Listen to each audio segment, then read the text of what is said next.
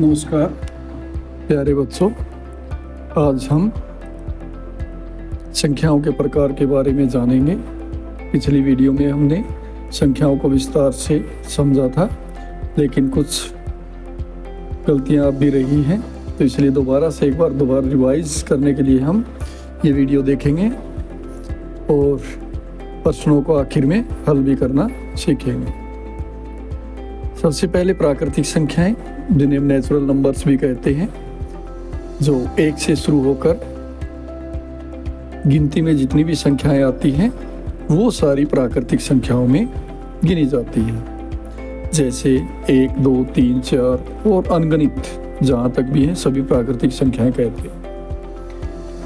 इसके बाद दूसरी आती हैं पूर्ण संख्याएं।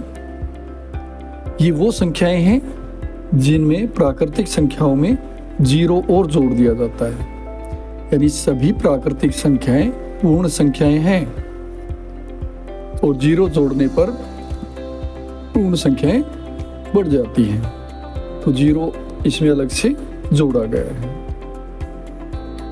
इसके बाद आते हैं पूर्णांक संख्याएं, जिसे हम इंटीजर्स भी कहते हैं। इसमें ऋणात्मक और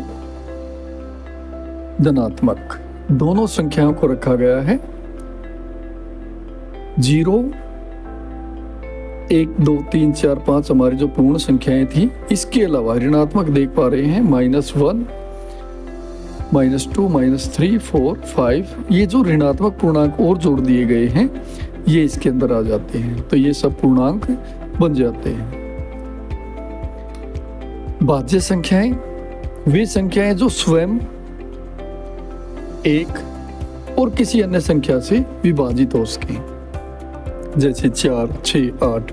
अगर हम 4 को देखेंगे तो यह 1 से, 2 से और 4 तीन संख्याओं से कम भाग हो रही है, पूरी भाग हो रही है, यानी एक जिसके 3 गुणनखंड हो तो वो अभाज्य संख्या कहलाती है। अब आती है अभाज्य संख्या। लगभग जो प्रतियोगिता परीक्षाएं हैं उनमें इसी में से प्रश्न अधिक आते हैं। अभाज्य संख्याएं वो हैं जो केवल 1 और स्वयं से विभाजित होती हैं, जैसे 2, 3, 5, 7, 11, 13, 17, 19, 23, 29। ये सारी अभाज्य संख्याएं हैं। सबसे जो छोटी अभाज्य संख्या है वो 2 है, और प्रतियोगिता परीक्षाओं में अधिकतर यही पूछा जाता है कि सबसे छोटी अभाज्य संख्या कौन सी है, और अधिकतर बच्चे उसमें एक उत्तर लिख देते हैं, जो कि गलत है। सबसे छोटी अभाज्य संख्या वो 2 है।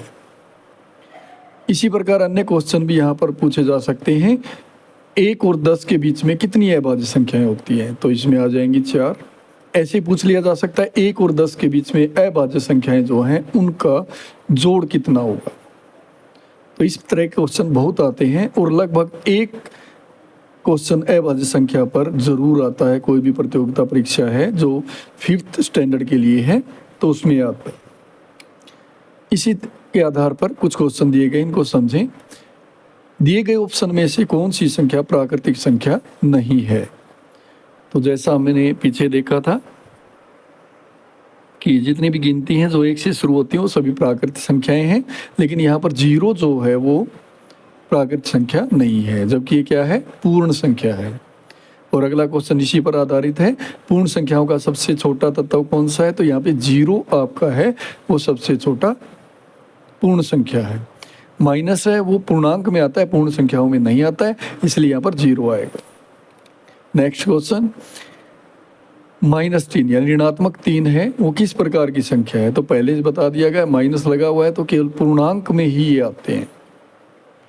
नेक्स्ट, निम्न में से कौन सी संख्या अभाज्य है, तो 6 है वो 1, 2 और 3 से भाग होती है, इसलिए ये नहीं है। 9 भी 1, 3 और 9 से, यानी कम से कम 3 गुणनखंड हैं, तो ये अभाज्य नहीं है। 11 जो केवल 1 और 11 से ही भाग होगी, इसलिए सही आंसर इसका होगा 11। इसी प्रकार नेक्स्ट क्वेश्चन है, भाज्य संख्या की पहचान क्या है, जो केवल 1 और स्वयं से विभाजित हो। ये तो आपकी अभाज्य संख्या की पहचान है। बी यानी पहले में ही जोड़ करके ए और बी में और किसी संख्या से विभाजित होती हो, यानी जो केवल 1 और स्वयं को छोड़कर किसी अन्य संख्या से विभाजित हो, वो संख्या कहलाती है भाज्य संख्या। इसलिए बी उत्तर यहाँ पर सही होगा। इसी प्रकार पूर्णांक संख्याएं किस किस को शामिल करती हैं। तो पहले ही निशान लगा हुआ है, देश आप देख पा रहे हैं, ऋणात्मक, शून्य और धनात्मक संख्याएं इसमें आती हैं। तो इस आधार पर अगर आप दोबारा से इसको समझेंगे, प्रैक्टिस करेंगे, अभ्यास करेंगे, तो एक क्वेश्चन आपका पूरा अच्छी प्रकार से आप कर पाएंगे। धन्यवाद, आपका दिन शुभ हो। वीडियो अच्छी लगी हो तो लाइक, शेयर और चैनल को सब्सक्राइब अवश्य करें। धन्यवाद।